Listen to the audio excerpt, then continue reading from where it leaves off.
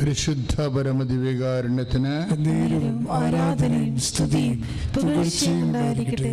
പരിശുദ്ധ പരമദിവ്യകാരുണ്യത്തിന് ആരാധനയും സ്തുതിയും പുകഴ്ചയും ഉണ്ടായിരിക്കട്ടെ. പരിശുദ്ധ പരമദിവ്യകാരുണ്യത്തിന് ആരാധനയും സ്തുതിയും പുകഴ്ചയും ഉണ്ടായിരിക്കട്ടെ.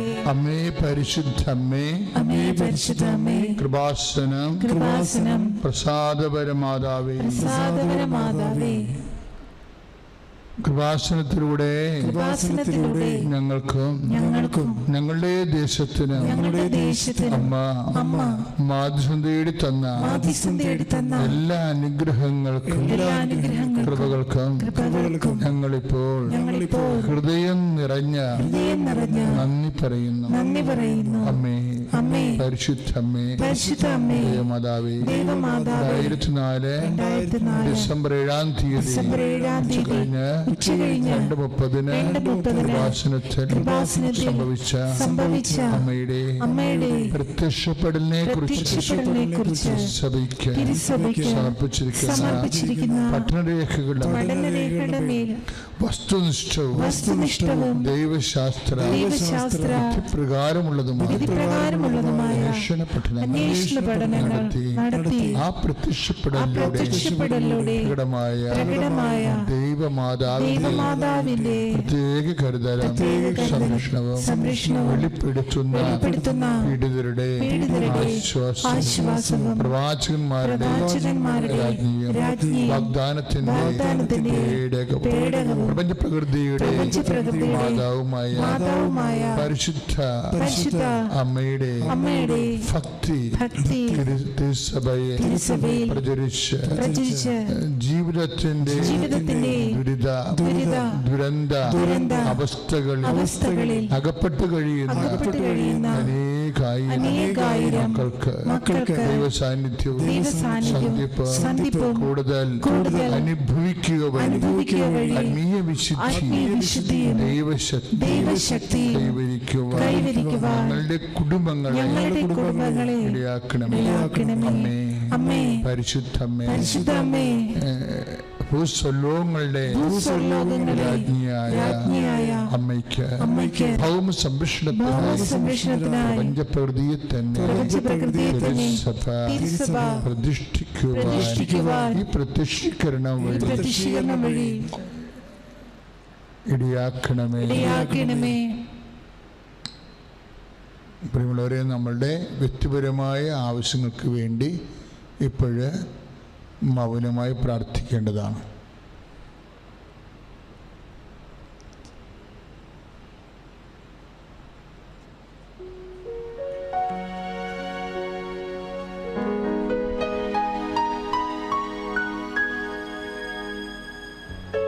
അമ്മയുടെ പ്രത്യക്ഷീകരണത്തിന്റെ അനുഗ്രഹവേളയിൽ ഞങ്ങൾ ഇപ്പോൾ പ്രാർത്ഥിച്ചത് സാധിച്ചു തരുവാൻ കഴിയണമേ. ശ്രുതികട ഹല്ലേലൂയ,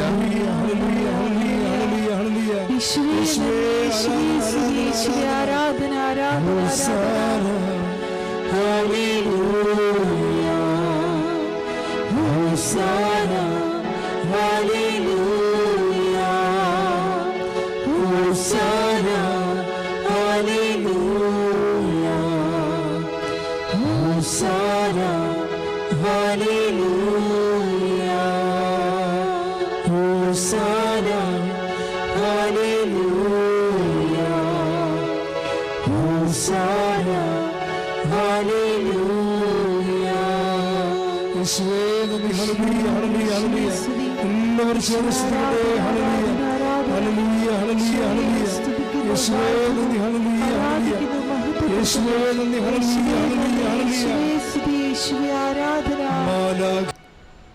പ്രിയമുള്ളവരെ,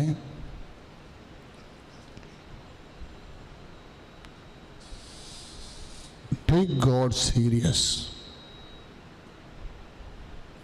ദൈവത്തെ ഗൗരവകരമായി എടുക്കുക. ദൈവാനുഭവത്തിൻ്റെ ഒരു ആദ്യ പാഠമാണത്. Take God serious. ഇപ്പം നിങ്ങളാണെങ്കിലും ഇപ്പോഴേ ഈ ആരാധനയിൽ പങ്കെടുക്കുകയാണ്. നിങ്ങൾക്ക് വേണ്ട പല വിചാരം കൂടെ പങ്കെടുക്കാം. പകുതി ആരാധനയും കൂടി, പകുതി അടുക്കളയിൽ വിഷയം ചെയ്ത്, പകുതി ഫോണും അറ്റൻഡ് ചെയ്ത്, വന്നവൻ്റെ ഫോണെല്ലാം അറ്റൻഡ് ചെയ്ത്, ഇടയ്ക്കൊന്ന് അലലിയ പറഞ്ഞ് അങ്ങനെയുള്ള എല്ലാ തരത്തിലുള്ള അഭ്യാസങ്ങളോടും കൂടി വേണമെങ്കിൽ ഈ ആരാധനയിൽ പങ്കെടുക്കാം. ചിലർ വളരെ സീരിയസ് ആയിട്ട് ഞാൻ ആരാധനയുടെ മുമ്പിൽ നിൽക്കണം, ദൈവത്തിന് അകലമില്ല എന്ന് ചിന്തിക്കും. കൃപാസനവും ഞാനും തമ്മിൽ ചിലപ്പോൾ 4000 കിലോമീറ്റർ അകലെയായിരിക്കും നിങ്ങൾ നിൽക്കുന്നത് മറ്റു രാജ്യങ്ങളിലൊക്കെ. അപ്പോൾ നീ പരിശുദ്ധാത്മാവ് നിൻ്റെ മുന്നിൽ പറയും ദൈവത്തിന് അകലമില്ല. മനുഷ്യനാണ് ഈ 4000 കിലോമീറ്ററൊക്കെ പറയണത്, അല്ലെങ്കിൽ 9000 കിലോമീറ്ററൊക്കെ പറയും. ദൈവത്തിന് അകലമില്ല. ഞാൻ ആരാധനയിൽ വിശ്വാസത്തോടെ പങ്കെടുക്കുമ്പോൾ ഞാൻ കർത്താവിൻ്റെ അടുത്താണ് ഇരിക്കണത്. അപ്പോൾ ഈ ആരാധന അങ്ങനെ ഒരു ഗൗരവതരമായ ബുദ്ധിയോടുകൂടിയാണ് നിങ്ങൾ ആരാധനയുടെ ഓരോ വാക്കും, ഓരോ പ്രാർത്ഥനയും, ഓരോ വചനവും നിങ്ങളെ ശ്രദ്ധിക്കണത്. കൃപാസനത്തിൽ നിന്ന് ജോസഫ് അച്ഛനെ ശ്രദ്ധിക്കണമെന്ന് പറഞ്ഞാൽ അവിടെ വെച്ച് നിങ്ങളുടെ എല്ലാ മാർക്കും പോവും. അച്ഛന് ഇപ്പോൾ കൃപാസന ആൾത്താര XY ആര് നിന്നാലും ഒരു ദൈവത്തിൻ്റെ ഉപകരണമാണ്. ദൈവത്തിന് ഈ സമയത്ത് നമ്മളോട് സംസാരിക്കാനുള്ള ഒരു തിരഞ്ഞെടുക്കപ്പെട്ട മാധ്യമമാണ്. അപ്പോൾ ദൈവമാണ് ഞങ്ങളോട് സംസാരിക്കണമെന്നുള്ളൊരു ബോധത്തിലാണ് ഭക്തിയോടെ, ഭയത്തോടെ, വിശ്വാസത്തോടെ നമ്മൾ ദൈവദൃസന്നിധിയിൽ ഇപ്പം നമ്മൾ എന്തെല്ലാം കൂലങ്കഷമായിട്ട് വിശ്ലേഷണ രീതിയിൽ പഠിച്ചാലും ഇതിൻ്റെ പ്രയോഗത്തിലാണ് വിഷയം ഇരിക്കുന്നത്. എന്നാ പഠിച്ചാലും നമുക്ക് 2 പ്രയോഗമാണുള്ളത്. നമ്മൾ എന്നോ പഠിച്ചാലും പ്രയോഗത്തിലാണ് കാര്യം ഇരിക്കുന്നത്. നമ്മൾ ദൈവം തൂക്കി നോക്കുന്നത് പ്രയോഗത്തിലാണ്. 2 പ്രയോഗം നമുക്ക് എളുപ്പമാണ്. ഒന്ന്, ദൈവവചനം നടപ്പിലാക്കുന്ന ഒരു പ്രയോഗമുണ്ട് നമ്മുടെ ജീവിതത്തിലും മറ്റുള്ളവരുടെ ജീവിതത്തിലും. അത് പ്രയോഗമാണ്. 2ാമത്തെ പ്രയോഗം, ഇത് ബേസിക് പ്രയോഗം. ആദ്യത്തെ പ്രയോഗം എന്താണെന്ന് ചോദിച്ചാൽ ഞാൻ പറയും ആദ്യത്തെ പ്രയോഗം ഭക്തിയാണ്. എല്ലാം തുടങ്ങുന്നത് ഭക്തി എന്നാണ്. നമുക്ക് ദൈവത്തെക്കുറിച്ച് അറിയാം, ദൈവം ഏകനാണെന്നൊക്കെ അറിയാം. പക്ഷേ അത് നമുക്കുള്ള അറിവ് മാത്രമാണ് വേണമെങ്കിൽ നമുക്ക് സൂക്ഷിക്കാം. അറിവ് മാത്രമേ സൂക്ഷിക്കാം. അറിവ് എന്തിനാണ് നമുക്ക് ഉണ്ടാകുന്നത്? അനുഭവത്തിന് വേണ്ടിയാണ്. അനുഭവം എങ്ങനെ ഉണ്ടാകും? പ്രയോഗത്തിലാണ് അനുഭവം ഉണ്ടാകുന്നത്. ഇപ്പം പ്രയോഗമില്ല എന്നുണ്ടെങ്കിൽ അറിവായി തന്നെ അങ്ങ് ആശയതലത്തിൽ നിൽക്കുന്നത്. പ്രാർത്ഥിക്കുക, കർത്താവേ, അങ്ങയെക്കുറിച്ചുള്ള എല്ലാ അറിവുകളും അനുഭവമാക്കാനുള്ള പ്രയോഗങ്ങളെ വിവേചിച്ച് നടപ്പിൽ വരുത്തുവാൻ ഒരു സുവിശേഷകന്റെ, ഒരു മിഷണറിയുടെ അഭിഷേകം എനിക്ക് നൽകണമേ. ശ്രദ്ധിക്കട്ടെ. ഹല്ലേലൂയ,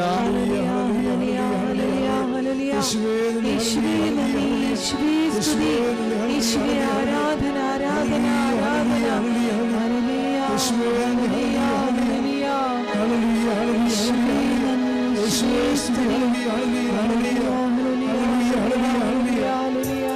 ദൈവനാമത്തിന് മഹത്വം ഉണ്ടാകട്ടെ. ഈ അൾത്താരയിൽ കാര്യം നിന്ന് സാക്ഷ്യം പറയാൻ എന്നെ അനുഗ്രഹിച്ച പരിശുദ്ധ ദൈവമാതാവിനും ഈശോയ്ക്കും നന്ദി പറയുന്നു. എൻ്റെ പേര് സിനി. ഞങ്ങൾ മിത്രക്കരി സെൻറ്റ് സേവിയേഴ്സ് ചർച്ച് ഇടവാങ്ങമാണ്. 17 വർഷമായി ഞങ്ങൾ യു എയിലാണ് താമസിക്കുന്നത്. ഞാനിവിടെ ആദ്യമായിട്ട് ഉടമ്പടി എടുത്തത് 2023 മാർച്ച് 27 എൻ്റെ മോളുടെ വിദ്യാഭ്യാസ സംബന്ധമായ വിഷയത്തിന് വേണ്ടിയാണ് ഞാനിവിടെ ഉടമ്പടി എടുത്തത്. അതിനു മുമ്പ് ഞാൻ മോളുടെ എക്സാമിന് മുമ്പ് 3 മാസത്തിന് മുമ്പായിട്ട് ഞാൻ ഓൺലൈനിൽ ഉടമ്പടി എടുത്തിരുന്നു.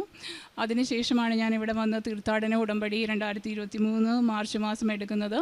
അതിൻ്റെ ഫലമായിട്ട് അവൾക്ക് നല്ല മാർക്കോടുകൂടി 10th ബോർഡ് എക്സാം പാസ്സാവാൻ സാധിച്ചു. 94.6% നൽകി മാതാവ് ഞങ്ങളുടെ കുഞ്ഞിനെ അനുഗ്രഹിച്ചു. രണ്ടാമതായിട്ട് എൻ്റെ നിയോഗത്തിലുണ്ടായിരുന്നത് എനിക്കൊരു എക്സാം പാസ്സാവേണ്ടതുണ്ടായിരുന്നു. 16 വർഷത്തെ കരിയർ ഗ്യാപ്പിന് ശേഷം ഞാൻ വേറൊരു കോഴ്സ് പഠിക്കാനായിട്ട് തീരുമാനിച്ചു. ഞാനൊരു പ്രൊഫഷണലി ഒരു നേഴ്സാണ്. 16 വർഷമായിട്ട് ഞാൻ വർക്ക് ചെയ്യുന്നുണ്ടായിരുന്നില്ല. ഞാനൊരു മെഡിക്കൽ കോഡിംഗ് എന്ന് പറഞ്ഞൊരു കോഴ്സ് പഠിക്കുകയും അതിൻ്റെ എക്സാമിന് വേണ്ടി ഞാൻ ശ്രമിക്കുകയും ചെയ്തു. എന്നെ സംബന്ധിച്ച് 16 വർഷത്തെ ഗ്യാപ്പ് ഒരു വലിയ ബുദ്ധിമുട്ടാണ് എനിക്കുണ്ടാക്കിയത്. എനിക്ക് പഠിക്കുന്നതിന് മാത്രമല്ല, എനിക്ക് എക്സാം എന്ന് പറയുന്നത് 100 ക്വസ്റ്റ്യൻസ് ഒരു 4 മണിക്കൂർ കൊണ്ട് ചെയ്യണം. അപ്പോൾ ഒരു ക്വസ്റ്റ്യന് 3 മിനിറ്റ് പോലും സമയം കിട്ടുന്നില്ല. അതിനകത്ത് കേസ് സ്റ്റഡി അങ്ങനെയൊക്കെ ഉണ്ട്. എന്നെ സംബന്ധിച്ച് ടൈം മാനേജ്മെൻറ്റ് ഭയങ്കര ബുദ്ധിമുട്ടായിരുന്നു. ഞാനൊരു 100 ക്വസ്റ്റ്യൻ ഒന്നിച്ച് ഇതുവരെ ചെയ്തിട്ടില്ല. ഒരു 20 ക്വസ്റ്റ്യൻ 10 ക്വസ്റ്റ്യൻസ് ഒക്കെയാണ് ഞാൻ ചെയ്തിരുന്നത്. അപ്പോൾ എനിക്ക് വലിയ ബുദ്ധിമുട്ടോടുകൂടിയാണ് ഞാൻ എക്സാമിന് പോയത്. എങ്കിലും ഞാൻ മാതാവിൻ്റെ ലോക്കറ്റ് എനിക്ക് കൂടെ കൊണ്ടുപോകാൻ സാധിച്ചു. ഞാൻ ഓരോ ക്വസ്റ്റ്യനും ചെയ്യുമ്പോൾ മാതാവിൻ്റെ ലോക്കറ്റിൽ ഞാൻ തൊട്ട് പ്രാർത്ഥിച്ചിട്ടാണ് ഞാൻ ഓരോ ക്വസ്റ്റ്യനും ക്ലിക്ക് ചെയ്തുകൊണ്ടിരുന്നത്. ഒരു ഓൺലൈൻ എക്സാം ആയിരുന്നു. ഞാൻ വിചാരിച്ചത് 100 ക്വസ്റ്റ്യൻസ് 1 to 100 കണ്ടിന്യൂസ് വരുമെന്നുള്ള രീതിയിലാണ് ഞാൻ എക്സാമിന് പോയിരുന്നത്. പക്ഷേ ഞാൻ ആദ്യത്തെ ഒരു സെക്ഷൻ കഴിഞ്ഞപ്പോഴെനിക്ക് മനസ്സിലായി അടുത്ത സെക്ഷൻ വരുമ്പോഴത്തേക്ക് നമ്പർ പിന്നെയും മാറും. എനിക്കങ്ങനെ കൗണ്ടിങ്ങിൽ എനിക്കൊരു ബുദ്ധിമുട്ടുണ്ടാവുകയും എനിക്ക് എത്ര ക്വസ്റ്റ്യൻസ് ഇനി ബാക്കിയുണ്ട്, എത്ര സമയം ബാക്കിയുണ്ടെന്ന് എനിക്ക് മനസ്സിലാക്കാൻ സാധിക്കാതെ പോവുകയും ചെയ്തു. പക്ഷേ ദൈവത്തിൻ്റെ വലിയ കൃപയാൽ മാതാവിൻ്റെ മധ്യസ്ഥ സഹായത്താൽ എനിക്ക് ആ എക്സാം സാധാരണ 4 മണിക്കൂർ വേണ്ട എക്സാം എനിക്ക് 3 മണിക്കൂർ 15 മിനിറ്റിൽ കംപ്ലീറ്റ് ചെയ്യാനും എനിക്ക് ഫസ്റ്റ് അറ്റംപ്റ്റിൽ തന്നെ 81% ആ എക്സാം പാസ്സാവാനും സാധിച്ചു. അത് തീർച്ചയായിട്ടും പരിശുദ്ധ അമ്മ എന്നെ സഹായിച്ചത് കൊണ്ടാണ്. ഒരു ക്വസ്റ്റ്യന് പോലും എനിക്കൊരു ഉറപ്പില്ലാതാണ് ഞാൻ ക്ലിക്ക് ചെയ്തുകൊണ്ടിരുന്നത്. മൂന്നാമതായി എൻ്റെ ഉടമ്പടിയിലുണ്ടായിരുന്നത് എൻ്റെ ഹസ്ബൻഡിൻ്റെ സാലറി ഇൻക്രിമെൻറ്റിനെ കുറിച്ചുള്ള ഒരു വിഷയമാണ്. 10 വർഷമായിട്ട് എൻ്റെ ഹസ്ബൻഡ് ഒരേ കമ്പനിയിൽ തന്നെയാണ് വർക്ക് ചെയ്തുകൊണ്ടിരിക്കുന്നത്. എൻ്റെ മൂത്തയാൾ 1ാം ക്ലാസ്സിൽ പഠിക്കുമ്പം ഹസ്ബൻഡ് ആ കമ്പനിയിൽ ജോലി ചെയ്തതാണ്. 10th അദ്ദേഹത്തിൻ്റെ സാലറിയിൽ ഒരു ഇൻക്രിമെൻറ്റോ ബോണസോ ഒന്നും കിട്ടിയിട്ടുണ്ടായിരുന്നില്ല. അപ്പം ഞാനതൊരു നിയോഗമായിട്ടൊരു സാലറി വെച്ച് ഞാൻ പ്രാർത്ഥിച്ചു. അതിനുശേഷം 2020 കോവിഡ് വന്നപ്പോൾ എൻ്റെ ഹസ്ബൻഡ് 20% സാലറി അവർ കട്ട് ചെയ്യുക, അത് ഏകദേശം 2 വർഷത്തോളം അവർ കണ്ടിന്യൂ ചെയ്യുകയും ചെയ്തു. 2023 ഞാൻ ഉടമ്പടിക്ക് ശേഷം ഹസ്ബൻഡിൻ്റെ സാലറി അത് അവർ റീഇൻസ്റ്റേറ്റ് ചെയ്ത് തന്നു. അതോടുകൂടെ ബോണസും നൽകി. ആ ഒരു സമയത്ത് എൻ്റെ ഹസ്ബൻഡിന് ഒരു നടുവേദനയുടെ പ്രശ്നം ഉണ്ടായിരുന്നു. പുള്ളി ഫിസിയോ ചെയ്യുകയൊക്കെ ചെയ്യുന്ന കൂട്ടത്തിൽ ഞാൻ ഈ ഉടമ്പടി ഉപ്പും തൈലവും ഒക്കെ ഉപയോഗിച്ച് പ്രാർത്ഥിക്കുകയും ഉടമ്പടി ഉപ്പിട്ട് വെള്ളം തിളപ്പിച്ച് ഞാൻ ചൂട് പിടിപ്പിക്കുകയൊക്കെ ചെയ്തിരുന്നു. അതിൻ്റെ ഫലമായിട്ട് ഭർത്താവിൻ്റെ നടുവേദനയിൽ വലിയ മാറ്റമുണ്ട്. അപ്പം ഞാൻ പറഞ്ഞു മാതാവിൻ്റെ മധ്യസ്ഥയാൽ ഈ ഉപ്പൊക്കെ ഇട്ട് പ്രാർത്ഥിച്ചതുകൊണ്ടാണ് വേദന മാറിയെന്ന്. പക്ഷേ ഹസ്ബൻഡിന് അതിലൊരു വിശ്വാസം ഉണ്ടായിരുന്നില്ല. അപ്പോൾ പുള്ളി പറഞ്ഞു, അപ്പോൾ പുള്ളി മൈൻഡിൽ ഇങ്ങനെ പറഞ്ഞു, ഇത് മാതാവാണ് എനിക്കിത് മാറ്റി തന്നിട്ടുണ്ട് എങ്കിൽ നാളെ എൻ്റെ സാലറി ഇൻക്രിമെൻറ്റിൻ്റെ കാര്യത്തിൽ എനിക്ക് HR-ൽ നിന്നൊരു കോള് വരും എന്ന് പറഞ്ഞു. അങ്ങനെ പിറ്റേ ദിവസം ഭയങ്കര അത്ഭുതകരമായിട്ട് ഈ കമ്പനി എന്ന് പറഞ്ഞാൽ അങ്ങനെ ബോണസൊക്കെ കൊടുത്തു കഴിഞ്ഞാൽ പിന്നെ ഒരു കാരണവശാലും ആ വർഷം ഇൻക്രിമെൻറ്റ് തരികയില്ല. ഇൻക്രിമെൻറ്റിന് വേണ്ടി ഹസ്ബൻഡിനെ വിളിക്കുകയും ഞാൻ ഏത് സാലറിയാണോ എഴുതി വെച്ചത് ആ സാലറി തന്നെ എൻ്റെ ഹസ്ബൻഡിന് കിട്ടാൻ പരിശുദ്ധ അമ്മയുടെ മധ്യസ്ഥം വഴിയായിട്ട് ഈശോയുടെയാക്കി. അതിന് നന്ദി പറയുന്നു.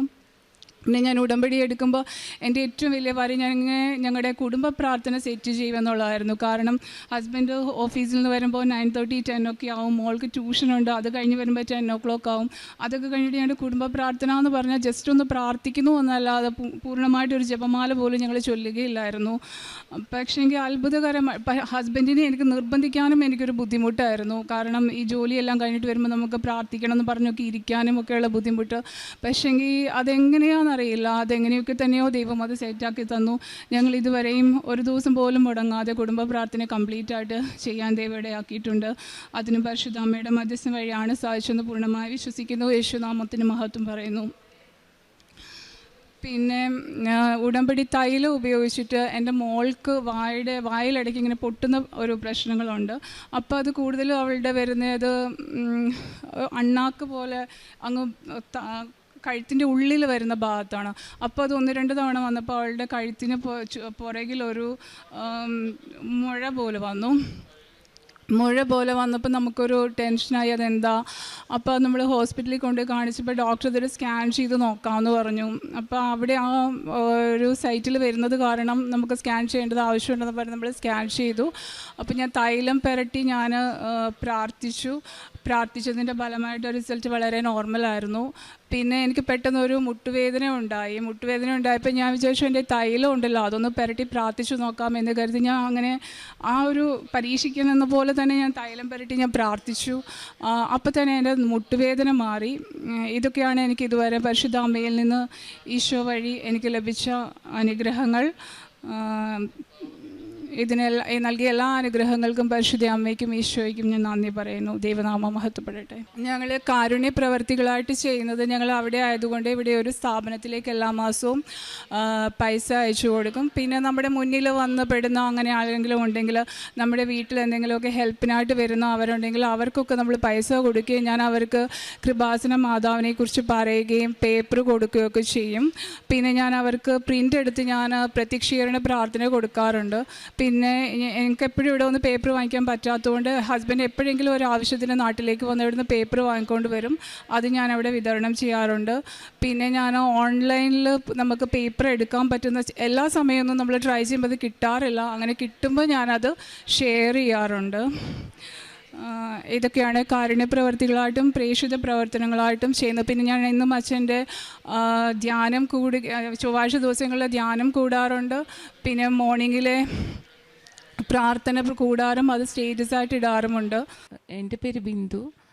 ഞാൻ ബാംഗ്ലൂരിൽ നിന്നാണ് വരുന്നത്. ഞാൻ ടീച്ചറാണ്. അപ്പോൾ ബാംഗ്ലൂർ ഞാനും അമ്മയും കുഞ്ഞുമായിട്ടാണ് താമസിക്കുന്നത്. ഹസ്ബൻഡ് റിയാദിലാണ് ജോലി. അപ്പോൾ ഞങ്ങൾക്ക് ഒരുമിച്ച് ഒരു സ്ഥലത്ത് ജോലി ചെയ്യണമെന്നായിരുന്നു ആഗ്രഹം. അപ്പോൾ അങ്ങനെ ഇരിക്കുമ്പോൾ 15-ാം തീയതി മെയ് മാസം വന്നിട്ട് ഞാനിവിടെ ഉടമ്പടി എടുത്ത് പോയി. മെയ് 30-ാം തീയതി ആയപ്പോഴത്തേക്കിനും ഞാൻ മുമ്പ് എപ്പോഴോ അപ്ലൈ ചെയ്തൊരു സ്കൂളിൽ നിന്ന്, അതായത് സൗദിയിലെ തന്നെ സ്കൂളിൽ നിന്ന് എനിക്ക് മെയിൽ വന്നു. ഇൻ്റർവ്യൂവിൻ്റെ മെയിൽ വന്നു. അതും എനിക്ക് വെന്യൂ കിട്ടിയതും ഞാൻ ബാംഗ്ലൂരാണ്. അപ്പോൾ എനിക്ക് ബാംഗ്ലൂരിൽ തന്നെ എനിക്ക് വെന്യൂ കിട്ടി. അങ്ങനെ DPS നോർത്തിൽ വെച്ചിട്ട് എനിക്ക് ഇൻ്റർവ്യൂ ആയിരുന്നു. അങ്ങനെ പോയപ്പോൾ രണ്ട് സ്റ്റെപ്പായിട്ടാണ്. ഒന്ന് ഫസ്റ്റ് റൗണ്ട് റിട്ടൺ ടെസ്റ്റും second round face to face interview. അപ്പോൾ അവിടെ ചെന്നപ്പോൾ തന്നെ 50-ൽ കൂടുതൽ കാൻഡിഡേറ്റ്സ് ഉണ്ടായിരുന്നു. എൻ്റെ സബ്ജക്റ്റ് ഇംഗ്ലീഷാണ്.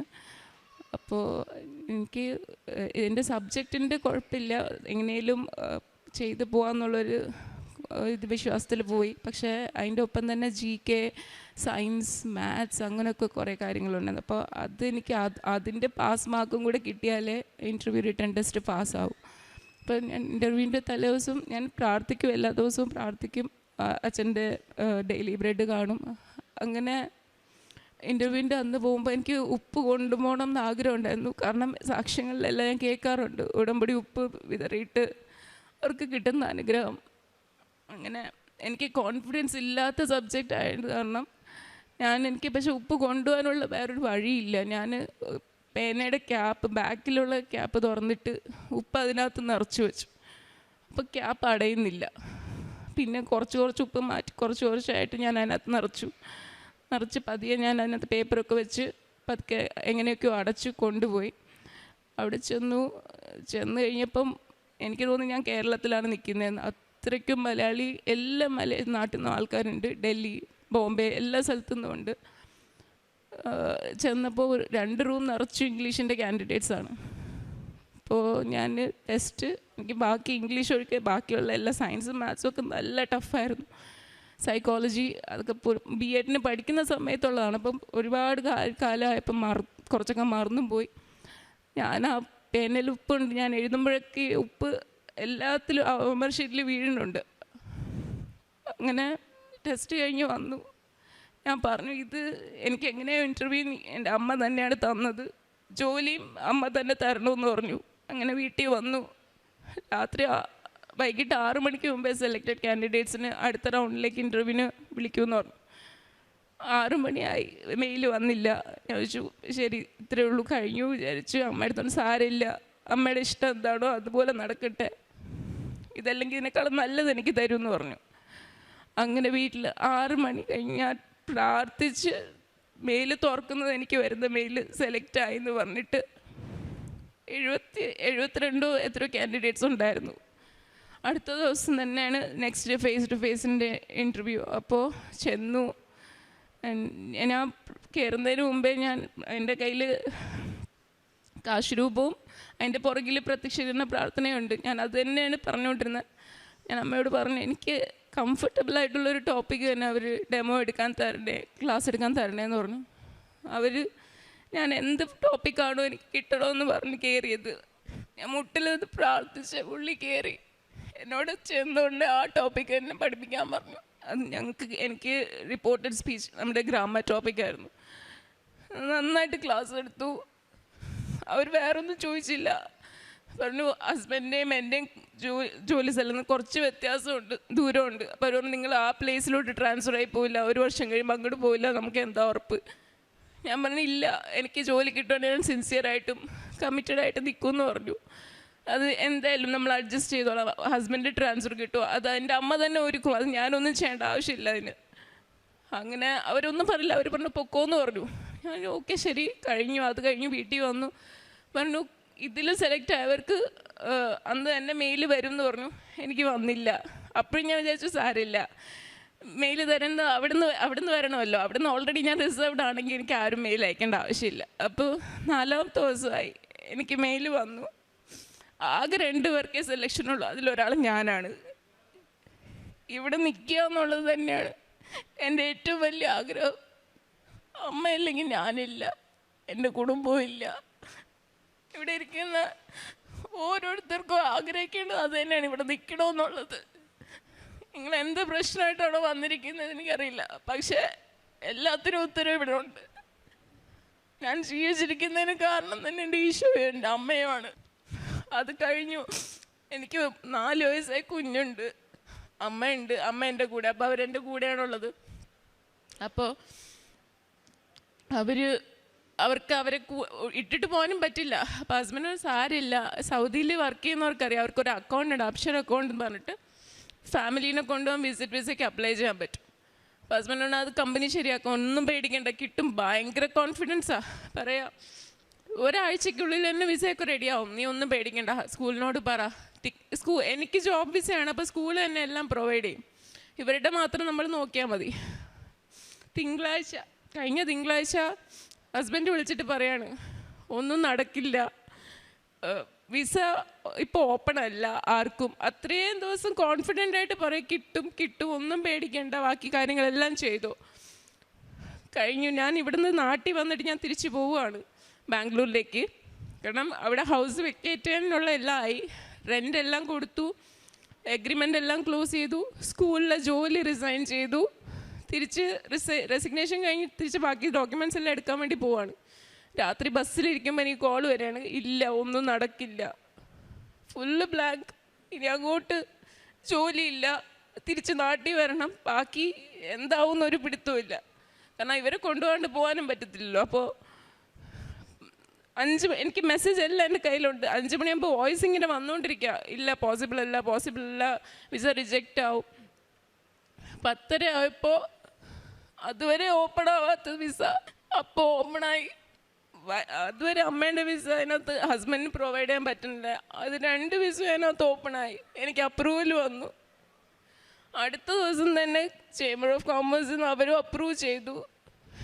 അപ്പോൾ പറഞ്ഞു ഇനി പെട്ടെന്ന് ചെയ്യണം. സ്കൂളുകാർ പറഞ്ഞു നിങ്ങൾ ബാംഗ്ലൂരിൽ നിന്ന് ചെയ്യുവാണെങ്കിൽ ഒത്തിരി ഡിലേ ആവും, നിങ്ങൾ ബോംബെയിലോട്ട് വാ, ബോംബെയിൽ നിന്ന് പെട്ടെന്ന് 2-3 ദിവസത്തിനുള്ളിൽ ചെയ്യാം. അങ്ങനെ ചൊവ്വാഴ്ച ഞങ്ങൾ ബോംബെയിൽ പോവാണ് വിസ പ്രോസസ്സിങ്ങിന് വേണ്ടിയിട്ട്, ബയോമെട്രിക്കും കാര്യങ്ങളൊക്കെ ചെയ്യാൻ. അപ്പോൾ അത് കഴിഞ്ഞ് അമ്മ അനുഗ്രഹിച്ച എനിക്ക് ഈ വരുന്ന ആഴ്ച തന്നെ എനിക്ക് പോകാൻ പറ്റും എല്ലാവർക്കുമായിട്ട്. ഇത് മാത്രമല്ല, ഒരുപാട് കാര്യങ്ങൾ എനിക്ക് പറയാനുണ്ട്. ഒരു ദിവസമല്ല, ഒരു രാത്രിയല്ല, ഒരു വർഷം നിന്ന് പറഞ്ഞാലും തീരാത്ത കാര്യങ്ങളുണ്ട്. പക്ഷേ എൻ്റെ ഹസ്ബൻഡ് ഇപ്പോൾ കൂടെ ഇല്ലാത്തതുകൊണ്ട് കുറച്ച് കാര്യങ്ങൾ പറയാൻ പറ്റുന്നില്ല. ആൾ വന്നാലും ആരുമില്ല ഇപ്പോൾ, അത് കാരണം. എനിക്ക് ഇത്ര അനുഗ്രഹങ്ങൾ എന്നെ മാനിച്ച് എന്നെ ഇവിടം വരെ ഉയർത്തിയ എൻ്റെ അമ്മയ്ക്കും എൻ്റെ ഈശോയ്ക്കും ഒരുപാട് നന്ദി.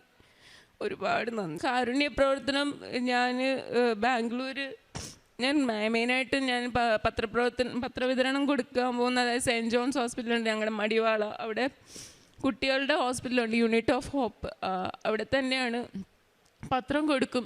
ചിലരൊക്കെ വേണ്ടാന്ന് പറയും. അപ്പം എനിക്ക് വിഷമമാകും, കാരണം ആരെയാ വേണ്ടാന്ന് പറഞ്ഞിട്ട് അവർക്കറിയില്ലായിരിക്കും. അറിയിക്കാനാണ് ഞാൻ ശ്രമിച്ചത്, പക്ഷെ അവർക്ക് അറിയാത്തത് കൊണ്ട് ഞാൻ അപ്പോഴും പ്രാർത്ഥിക്കും, അമ്മ എന്തെങ്കിലും ഒരു ദിവസം അമ്മ അറിയാൻ അവർക്ക് ഭാഗ്യം കൊടുക്കണമെന്ന്. പിന്നെ ചിലരൊക്കെ വന്നിട്ട് ഭയങ്കര സന്തോഷമായിട്ട് വാങ്ങിക്കും, കൃപാസനത്തിലെ പത്രമാണെന്ന് പറഞ്ഞിട്ട്. അപ്പം ഞാൻ കന്നഡയും ഇംഗ്ലീഷും മലയാളം ഞാൻ കുറച്ചേ കൊണ്ടുപോകാറുള്ളൂ, കാരണം മലയാളികൾ അവർക്ക് അറിയാം. പിന്നെ കന്നഡ ഇംഗ്ലീഷാണ് ഏറ്റവും കൂടുതൽ കൊണ്ടുപോയിട്ടുള്ളത്, അത് കൊടുക്കും.